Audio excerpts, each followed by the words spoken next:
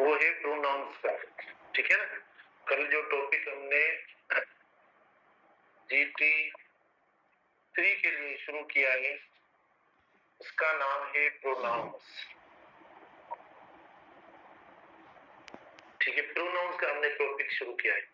Pronoun वाले topic में हमने फर्स्ट एरिया लिया। कल पहले आपको एक हमने टेबल बनाया, उसमें आपने कॉलम्स देखे, 4 कॉलम्स थे। इसमें भी जैसे नेशनलिटी वाले अल्फाज थे ना, सिमिलरली हमने प्रोनाउंस का जो टेबल बनाया उसमें एक सब्जेक्ट का रखा, दूसरा ऑब्जेक्ट का रखा, तीसरा पॉसेसिव का, चौथा रिफ्लेक्सिव का रखा। 4 रखा, 4 रखे थे हमने एरियाज। तो सबसे पहले देखो जो हमने यानी इन चारों में से जो चूज किया, मतलब कल, वो था सब्जेक्टिव वर्ड्स का यूज। माना सब्जेक्टिव जो वर्ड्स हैं उनका यूज, जिसको सब्जेक्टिव केस कहा जाता है।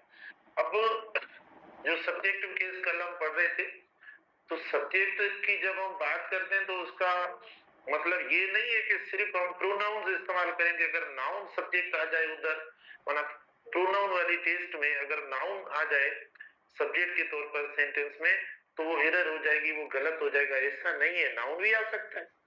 ठीक है, क्योंकि सब्जेक्ट में कौन से पार्ट्स ऑफ स्पीच इस्तेमाल होते हैं, नाउन और प्रोनाउन। तो ये नहीं है कि माना नाउन पे जो वो पाबंदी है, या नाउन पे जो वो हम जो एग्जांपल्स या जो प्रैक्टिस करेंगे या जो टेस्ट होगी उसमें नाउन पे हम वेन है, और सब प्रोनाउंस वाले जो वर्ड्स है सब्जेक्टिव, यानी जैसे फर्स्ट पर्सन ये होगा हम ये लिखेंगे, या सेकंड पर्सन हम ये लिखेंगे। ठीक है, या जो वो थर्ड पर्सन वाले जो है वो हम लिखेंगे। इसके सिवा देखो हम नाउन वगैरह नहीं लिखेंगे। लेकिन ऐसा नहीं है, सब्जेक्टिव केस की जब बात आ जाए या ऑब्जेक्टिव केस की जब बात आ जाए, क्योंकि हम हर वक्त ये बोलते हैं कि सब्जेक्ट और ऑब्जेक्ट में नाउन्स और प्रोनाउंस आते हैं, तो यहाँ पर आप नाउन्स भी लिख सकते हो। ठीक है, इधर देखो आपने ये नाउन लिख लिया तो भी सही है, या देखो स्टूडेंट्स लिख लिया, कोई ऐसा कॉमन नाउन आता है तो भी सही है। माना ये सब वर्ड्स आपके सब्जेक्ट हो सकते हैं। कोई थिंग भी आ सकती है, कोई मतलब कंट्री का, सिटी का, किसी का भी नाम आ सकता है। तो ये बना देखो आपके सब्जेक्ट होंगे वर्ड्स, प्रोनाउंस भी होंगे। सब्जेक्ट वर्ड्स की स्पेलिंग फॉर्म देखो ऐसा है। अब इनमें हमने नाम इनके साथ जो वो ऑब्जेक्ट वाले वर्ड्स लिखे ना, हमने पॉजिटिव वाले लिखे ना, हमने रिफ्लेक्सिव वाले लिखे, ये हमने लिखे। कल मैंने जो आपको फर्स्ट यूज जो बताया था वो बताया था बी के बाद। मतलब बी जो है ना, वैसे वर्ब के बाद हम ऑब्जेक्ट इस्तेमाल करते हैं। वर्ब के बाद क्या इस्तेमाल करते हैं, आपने खुद ने छोटी क्लासेस में पढ़ा होगा। ठीक है ना, यानी आपने पढ़ा होगा सब्जेक्ट प्लस वर्ब, फिर क्या, फिर ऑब्जेक्ट हम पढ़ते हैं। ठीक है ना, वर्ब के बाद ऑब्जेक्ट। लेकिन ये कौन सा वर्ब है जिसके बाद, मतलब ये कौन सा वर्ब, बी का भी तो वर्ब है, बी भी वर्ब है। ये मैं जो आपको बता रहा था कि हम इट इस्तेमाल करेंगे प्लस बी का वर्ब इस्तेमाल करेंगे, फिर बी के बाद देखो हमने कहा सब्जेक्ट इस्तेमाल करें, मतलब सब्जेक्टिव केस इस्तेमाल करें, वर्ड ये इस्तेमाल करें। ठीक है, ये वाली स्ट्रक्चर दी थी। और प्लस दैट आपको दिया था, मैंने कहा ये लेस इंपॉर्टेंट है। और हु जो है वो क्या है, माना ये फॉर्मल है और ज्यादा ये इस्तेमाल होता है, फिर हम जो है वो वर्ब इस्तेमाल करेंगे। तो इसका आसान तरीका ये था कि ये वर्ब जो ये वर्ब किसके साथ होना चाहिए। तो आपको करना क्या है, इसके ऊपर लकीर लगानी है बस। जब भी हल करो ऐसे खत्म करो। खत्म करने से क्या होगा, सब्जेक्ट और वर्ब आपस में जो वो क्लोज हो जाएंगे, आपस में पता पर आइडेंटिफाई कर पाएंगे हम कि सब्जेक्ट एक्चुअली कौन सा है, उसको देकर हम वर्ब लगाएं। कई स्टूडेंट्स है ना, क्योंकि बीच में मना ये वो वाला वर्ड दीवार की तरह आ जाता है, तो ये मना समझते हैं कि ये सब्जेक्ट है और ये वर्ब है। तो वो को हर वक्त हम कंसीडर करते हैं कि ये सिंगुलर है। नहीं, ये रिलेटिव प्रोनाउन है। आपका सब्जेक्ट जैसा भी होगा उसके साथ तो ये लग रहा है।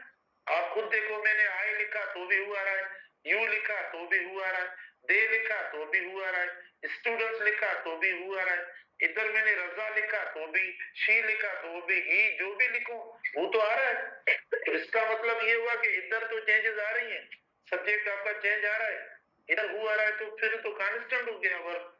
ऐसा नहीं है, इधर जैसा सब्जेक्ट होगा वैसा आप इधर वर्ब इस्तेमाल करेंगे।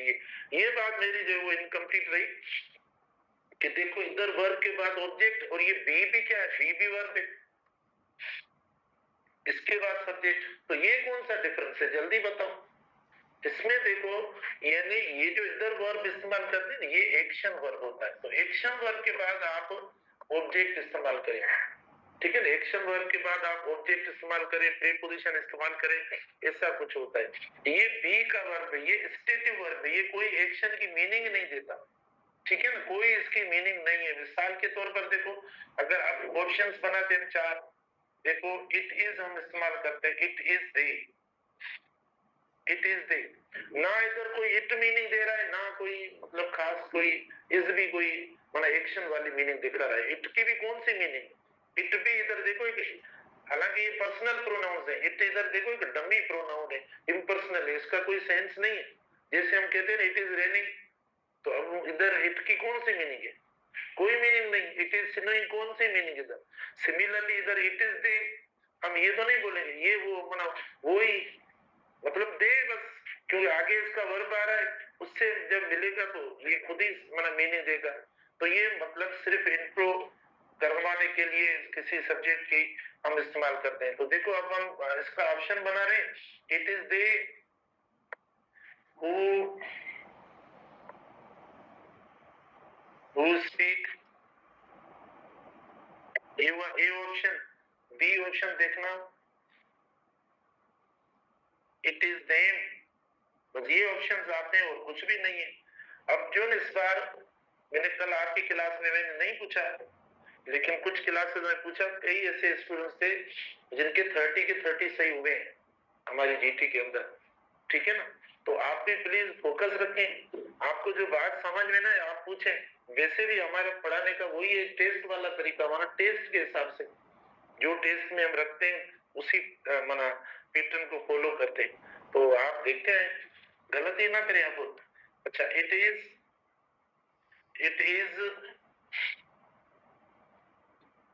themselves, देखो who speak, ये बस सी ऑप्शन और डी ऑप्शन देखो सेम हम इस्तेमाल करते हैं।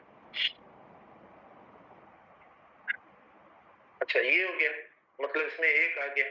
तो अब आप क्या करें, जैसे मैंने कहा हल करने का तरीका ये, मतलब हल करने का तरीका ये, काफी खराब नहीं होगी, कोई मसला नहीं, जो होगा टेस्ट वाली काफी उसके ऊपर लकीर लगा देना। आपने लगा दी लकीर वो के ऊपर, आपको सामने क्या आ गया, अब इधर आया वर्ब और क्या आया फिर ये है सब्जेक्ट। अब सब्जेक्ट और वर्ब देखो कौन सा लगना चाहिए इसमें, मुझे बताओ। ये सब्जेक्ट वर्ड है, ये सब्जेक्ट में नहीं है, टेबल में आपने देखा ये वो क्या क्या वर्ड है, ये एक ऑब्जेक्ट है, ये रिफ्लेक्शन है, ये सब्जेक्ट है, ठीक है। अरे ठीक है, तो अब मुझे बताओ कौन सा राइट ऑप्शन है। ये देखो सही है, ये देखो सही है। अच्छा कभी देखो मिक्स में भी ऑप्शन आता है। मिक्स में कैसे बना, इस तरीके से इट इज ही और हु स्पीक्स, ठीक है ना, बस हम प्रैक्टिस कर रहे हैं ऐसे। दूसरा इस तरीके से आता है, इट इज आई हु, ये सेम आ गया। इट इज यू, देखो माना मुख्तलिफ जो है ना सब्जेक्ट्स वो साथ लगाते हैं, ये दे दिया। उसके बाद देखो इट इज दे, ये दे दिया। तो बताओ अब कौन सा सही, देखो it is he who speaks, it is I who speaks, it is you who speaks, तो कौन सा ऑप्शन है, देखो ये सही हुआ, क्योंकि इसके साथ एस वाला वर्ब नहीं लगाते, इसके साथ भी सिंगुलर नहीं लगाते, सिंगुलर नहीं, ये सिंगुलर वर्ब सिर्फ इसके साथ लगता है। देखो इसको हटाओ, ही स्पीक्स, तो ये हो गया। तो कल हमने ये पॉइंट पढ़ी थी, आपको ये समझाया। इसमें मैंने आपको कहा सिंगुलर प्लूरल नाउन्स भी आप लगा सकते हैं। जब आप प्लूरल नाउन लगा रहे हो, सॉरी प्रोनाउन लगा रहे हो, तो आप मतलब स्टूडेंट्स का प्रोनाउन क्या होगा, प्रोनाउन क्या होगा, दे होगा, ठीक है। जब दे प्लूरल हुआ तो स्टूडेंट्स या कोई और भी प्लूरल नाउन लगा सकते हैं। तो इट इज सिर्फ ये इंट्रो करने के लिए आता है, एक्चुअली इनका वर्ब ये पीछे वाला नहीं है, ये वर्ब इनका आगे वाला है। फिर जैसा ये सब्जेक्ट होगा वैसा हम इस्तेमाल करेंगे, ठीक है। ये पहला यूज कल भी हमने पढ़ा था। अब हम आते हैं इनके सेकंड यूज पे। देखो इनका सेकंड यूज है जो सब्जेक्टिव प्रोनाउंस का, वो ये कि ये वर्ब से पहले इस्तेमाल होते हैं, वर्ब से पहले। अभी इधर भी हमने काफी इसमें भी सीख लिया, लेकिन थोड़ा सा हमारा मुख्तलिफ जो टेबल वाले अल्फाज है ना वो मिक्स करके हम पढ़ते हैं। अच्छा, ये जो इस्तेमाल होता है ना, यानी यानी जो सब्जेक्ट इस्तेमाल होता है, पहले सब्जेक्ट आता है, ठीक है, पहले सब्जेक्ट आता है फिर वर्ब आता है, मतलब ये होता है, इसकी स्ट्रक्चर ये होती है। एक एमसीक्यू एक दो देखो इस पे देंगे आपको, सब्जेक्ट वर्ब होगा, सब्जेक्ट और वर्ब की कॉम्बिनेशन है जो हर बार हम आपको बोलते हैं, इस पे हम इस्तेमाल करेंगे। जैसे मिसाल के तौर पर देखो, इसमें क्या होगा, इसमें सिंगुलर प्लूरल सब्जेक्ट ध्यान में रखना, इस स्ट्रक्चर में जो आपको ध्यान में रखना है ना, सिंगुलर प्लूरल सब्जेक्ट ध्यान में रखना। मिसाल के तौर पर दो सब्जेक्ट्स आ सकते हैं, देखो मतलब इसमें इसमें एंड का भी मामला हो सकता है या ओ आर का भी हो सकता है, मतलब ऐसा कोई कंजंक्शन आ सकता है, फिर हमें उस हिसाब से चलना पड़ेगा, ठीक है, कि हम सिंगुलर रखें उसको ध्यान में, प्लूरल रखें, क्या रखें। जैसे मिसाल के तौर पर हम आपको दे रहे हैं, इधर देखो, he and me, देखो always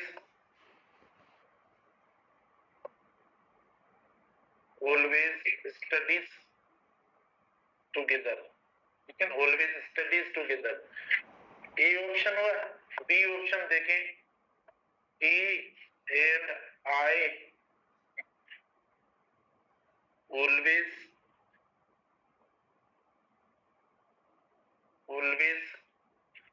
studies together।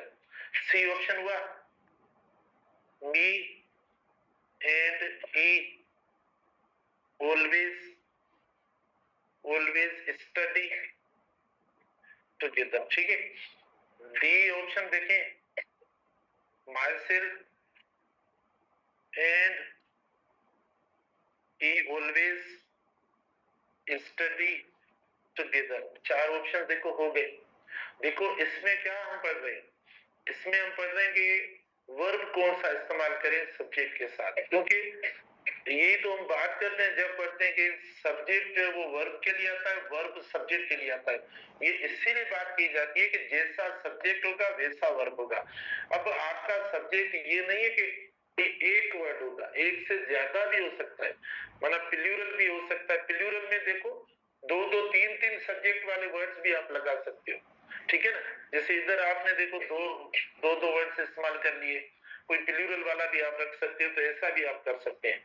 तो मुझे आप में से कौन बताएगा, ये मैं लिख लूं, ये ए लिखा, ये बी लिखा, सी लिखा और डी लिखा, बताएंगे कौन कहेगा कि ए ऑप्शन इसमें से कितना बेसिक है। देखो आपसे मिस हो जाता है टेस्ट के प्रेशर में, या टेस्ट में ये होता है आप जहन में रखते हो कि पता नहीं उसकी मार्क्स, माना आपके जहन में माना कुछ और होता है, आप खुद नहीं होते।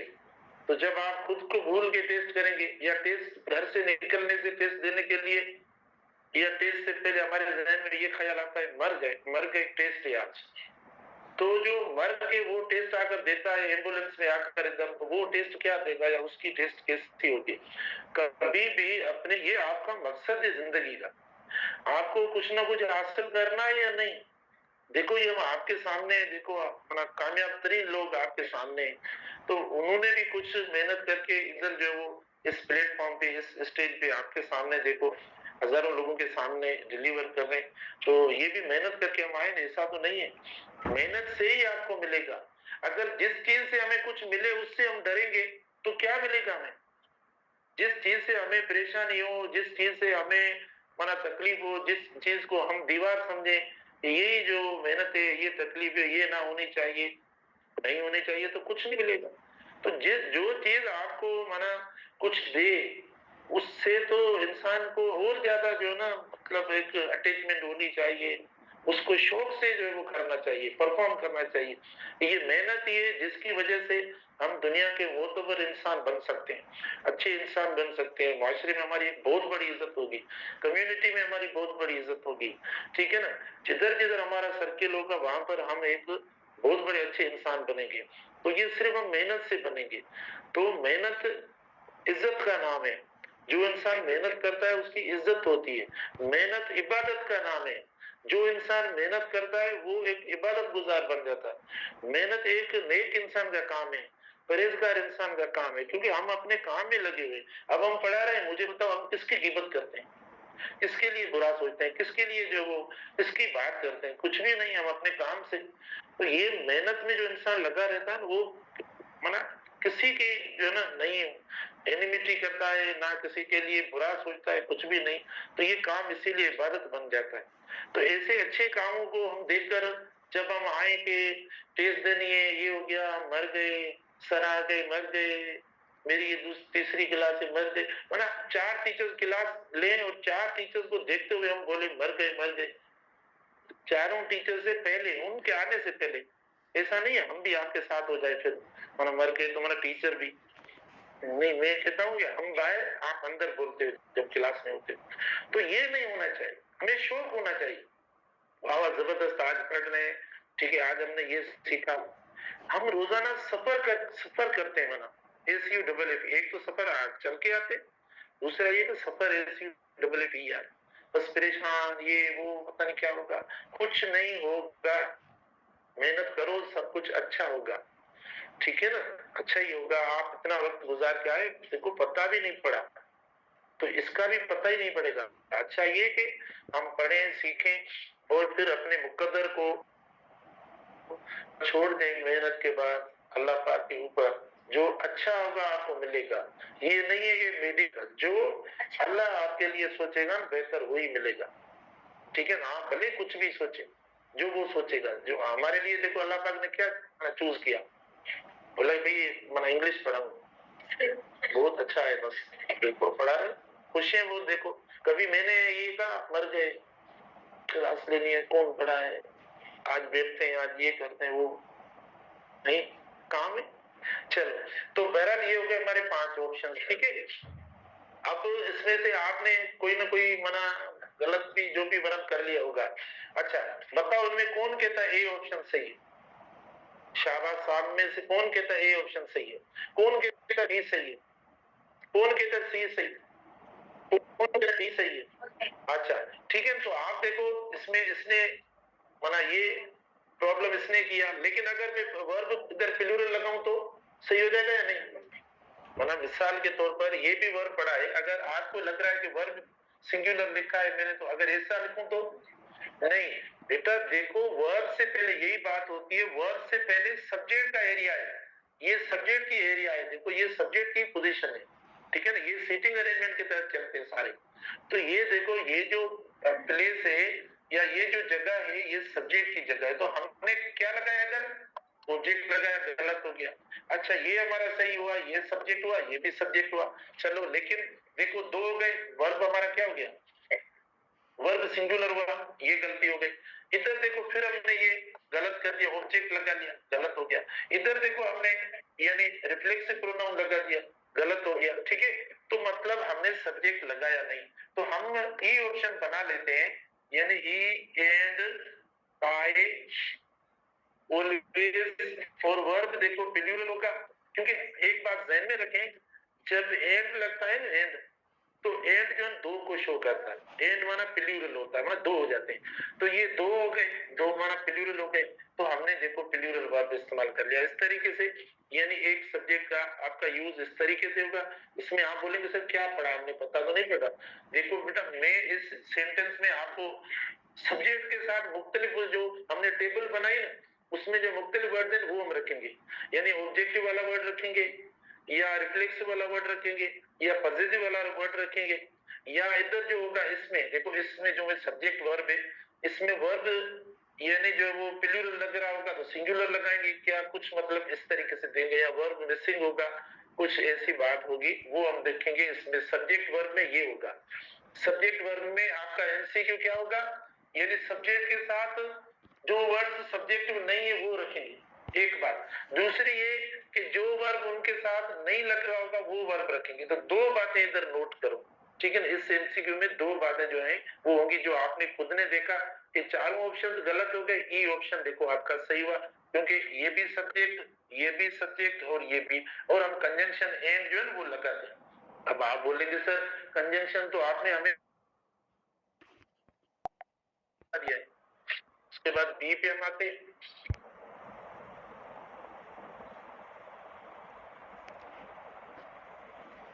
बी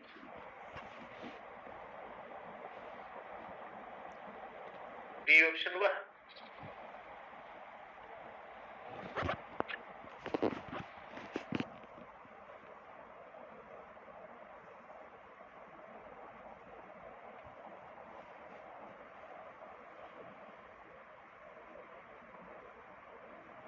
ये ऑप्शन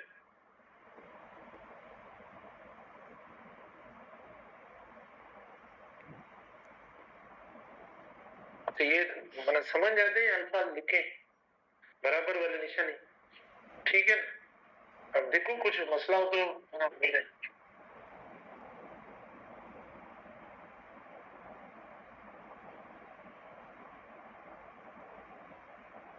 देखो अब शायद मैंने ऑप्शन मतलब 5 कर दिए। सिंपल सेंटेंस, दो दो तीन तीन अल्फाजों का सेंटेंस है।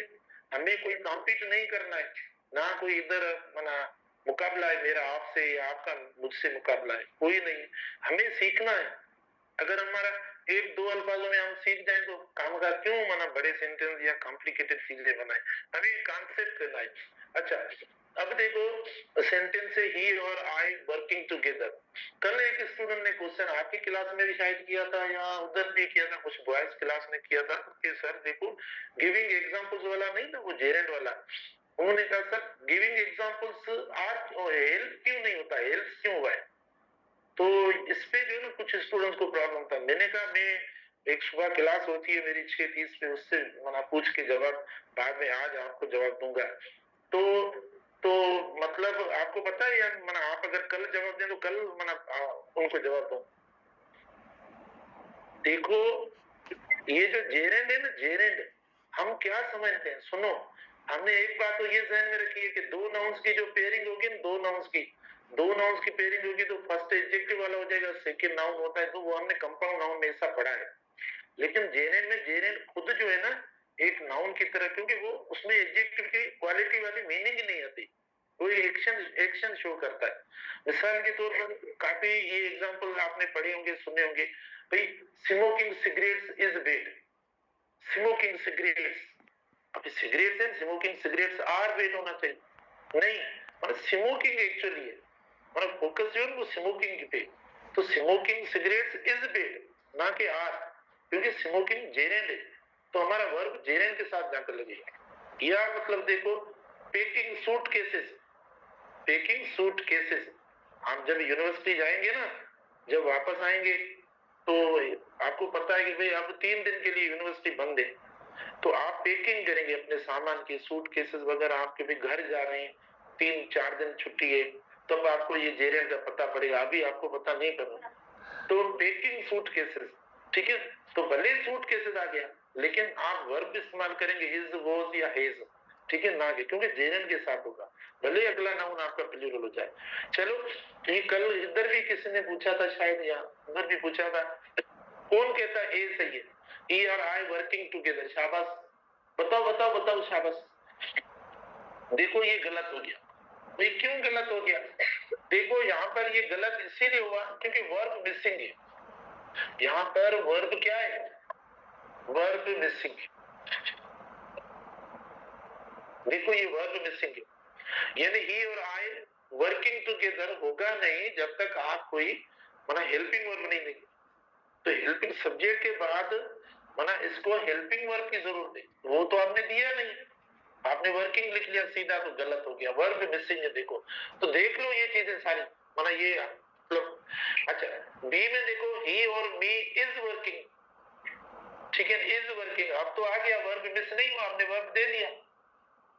लेकिन आप देखो हमने दिया है ऑब्जेक्ट को वर्ब, ऑब्जेक्ट साथ लगा दिया, ठीक है ना, क्योंकि ये वर्ब वर्ब से पहले जो लेफ्ट साइड है, देखो ये है लेफ्ट साइड, इसको कहते हैं लेफ्ट साइड, और ये है राइट साइड आर एस। आपने ये छोटे छोटे टर्म्स पढ़े भी फिजिक्स या किसमें, ठीक है। तो ये लेफ्ट साइड जो होती है वो सब्जेक्ट की होती है, और राइट साइड जो होती है वो वर्ब की होती है। आप बोलेंगे सर हमें पता नहीं पड़ा, लेफ्ट राइट पता नहीं, तो इंग्लिश आप कहां से लिखना शुरू करते हैं, किस साइड से, राइट साइड से या लेफ्ट साइड से? लेफ्ट साइड से करते हैं। देखो इंग्लिश हम यहाँ से लिखते हैं, वैसे भी देखो मैं इधर खड़ा होता हूँ, बाकी टीचर इधर खड़े होते हैं, अगर फिर भी समझ में ना आए तो आप ये आज समझ लेना तो देखो हमारा सब्जेक्ट लेफ्ट साइड पे चला जाता है और वर्ब राइट साइड पे आता है, ठीक है। लेकिन ये देखो सब्जेक्ट आया नहीं, गलत हो गया और ऑब्जेक्ट आ गया।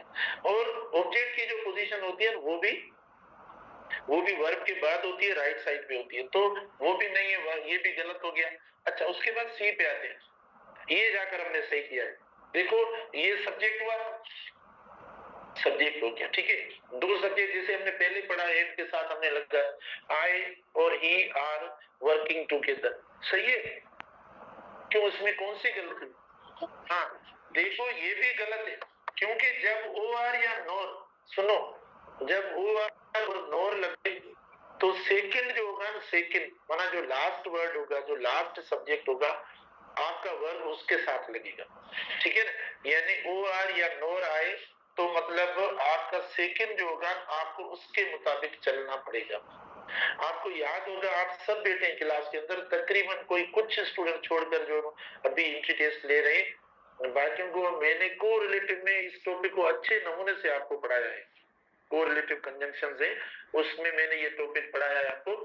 तो देखो इसमें हम इसको देखेंगे तो क्या है, सिंगुलर पढ़ा है हमने, ये लगा लिया, गलत होगा नहीं, ठीक है। वैसे भी तरतीब तो वो फिर बाद में बात करते हैं। डी पे हम आते हैं, चेंज कर दिया हमने आई, तो भी नहीं होगा भाई, कोई एक होगा, एक जो भी सेकंड होगा उसको हम देखकर इस्तेमाल करेंगे।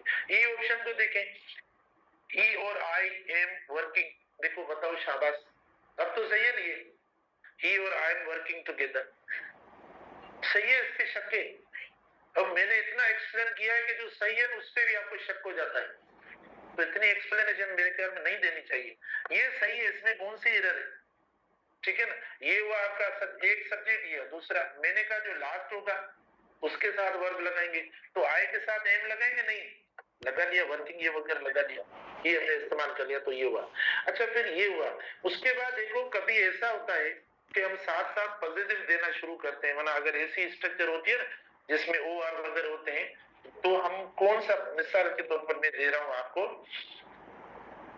इधर देखें, एरर का दे रहा हूं, यू और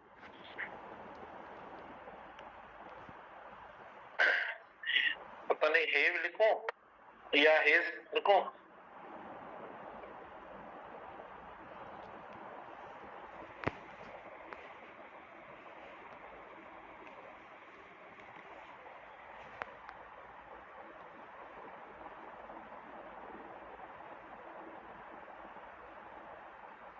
कभी पता क्या है, माना ऐसी स्ट्रक्चर्स में जिसमें ओ आर इस्तेमाल होता है, ओ आर इस्तेमाल होता है ना, तो उन स्ट्रक्चर्स में देखो, माना वर्ब का तो होता है कि वर्ब हम कौन सा लगाएं, लेकिन साथ साथ कोई पॉजिटिव या रिफ्लेक्सिव आ जाता है, तो वो पॉजिटिव या रिफ्लेक्सिव जो हम इस्तेमाल करें वो किसके मुताबिक हम इस्तेमाल करें, मतलब किसको देखकर इस्तेमाल करें,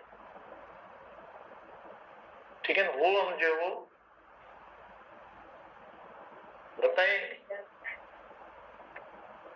हाँ क्यों नहीं लगा? वो हम किसको देखकर इस्तेमाल करें,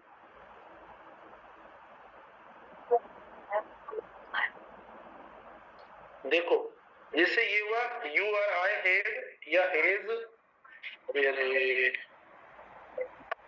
हाँ ठीक है। अब देखो मैंने कहा ना कि जब ओ आर और नोर इस्तेमाल होता है तो हमारा फर्स्ट सब्जेक्ट जो होगा उससे हमारा कोई ताल्लुक नहीं है, मतलब ये वर्ड आपके खत्म हो, जो बाकी सेकंड सब्जेक्ट बचेगा आपको उसके मुताबिक चलना है, ठीक है। अब आपने आई लगा दिया, ए भी लगा दिया, इसको हटा दिया, बिल्कुल आप ये इस्तेमाल करेंगे क्योंकि आपका सब्जेक्ट ये, तो ये जहन में रखो, ठीक है ना, आपको मतलब हाँ। अच्छा देखो बहुत अच्छा क्वेश्चन इन्होंने किया है, पहले इसको खत्म करें, ये क्यों नहीं चल रहा है, इन्होंने बहुत अच्छा क्वेश्चन किया है, इसका जवाब कौन देगा, दो।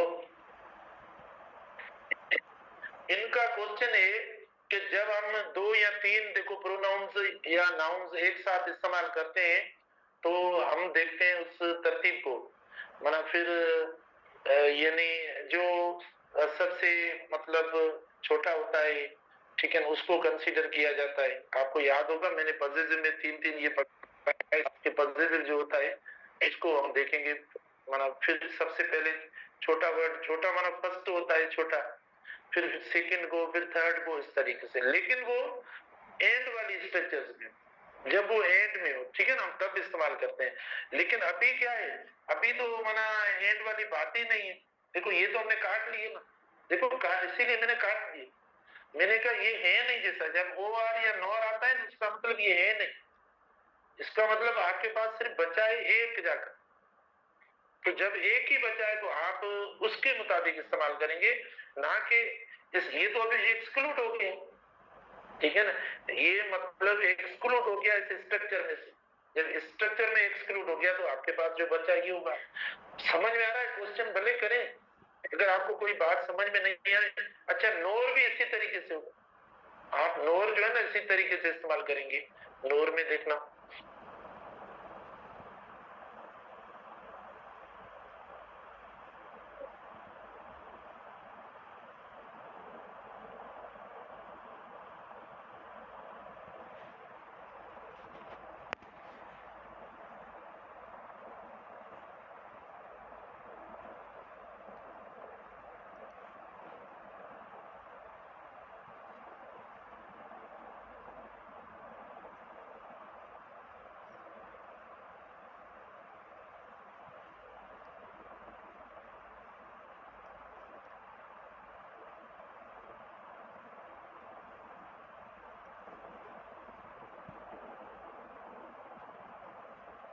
देखो ये समथिंग है, मतलब ये समथिंग,